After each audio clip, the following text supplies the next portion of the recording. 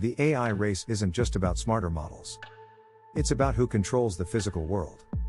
And while the world obsesses over chatbots, Japan is performing a high-stakes surgery on its entire industrial DNA. Not louder innovation. Structural automation.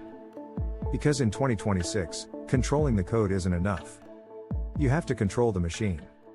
Japan is facing one of the most severe demographic contractions in the developed world. Its population is shrinking. Its median age is rising. Its workforce is declining year after year. Entire industries, manufacturing, logistics, healthcare, are struggling to replace retiring workers. This isn't cyclical. It's structural.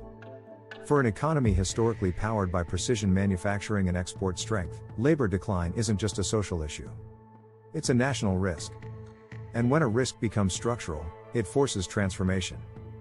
Japan doesn't have the demographic flexibility of the United States. It doesn't have the labor scale of China. So it is choosing something else. Automation at scale. Japan has long been a robotics leader. But what's happening now is different. This isn't incremental efficiency improvement. It's systemic integration. Factories are embedding AI directly into robotic systems. Predictive maintenance powered by machine learning. Self-optimizing production lines. Precision assembly guided by computer vision. Logistics chains run by autonomous systems. In healthcare, robotic assistants are compensating for staffing shortages. In warehouses, automation is replacing repetitive labor. This is not experimentation. It's redesign. The goal is not to supplement human workers. It's to reduce dependency on them. And in a shrinking society, that shift is existential. The global AI narrative is dominated by software. Model releases. Benchmark scores. Capital expenditure announcements. Companies like OpenAI push the frontier of generative models. Chip giants like Nvidia dominate compute infrastructure. But AI doesn't end in the cloud. It manifests in factories. In supply chains. In physical output. The United States leads in software innovation. China scales manufacturing aggressively. Japan is choosing a third path. Deep industrial automation. Not chasing consumer hype. Not chasing valuation spikes. But reinforcing the mechanics of production. Because production capacity is leverage. And leverage shapes geopolitical power. AI without hardware is abstract. AI without factories is fragile. The pandemic exposed supply chain vulnerabilities. Geopolitical tensions expose dependence on foreign production. A shrinking workforce exposes internal weakness. Japan's robotics push addresses all three. Fewer workers needed. Higher precision maintained. Output stabilized. Automation becomes insurance. Not just economic insurance. Strategic insurance. And unlike software cycles, factories upgraded today shape productivity for decades. This is generational planning. Not quarterly performance management. As AI models become commoditized, differentiation shifts. It shifts toward infrastructure. Toward energy.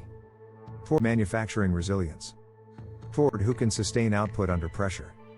If AI drives new industries, autonomous vehicles, smart manufacturing, advanced robotics, then the countries that master industrial automation don't just participate. They anchor supply chains. They define standards. They control bottlenecks. And in the AI era, bottlenecks equal power. Japan's robotics strategy is not about being the loudest AI player. It's about removing structural vulnerability. An empire doesn't need headlines. It needs capability. Japan isn't rebuilding an industry from scratch. It's reinforcing an existing strength and integrating AI into its core. Layer by layer.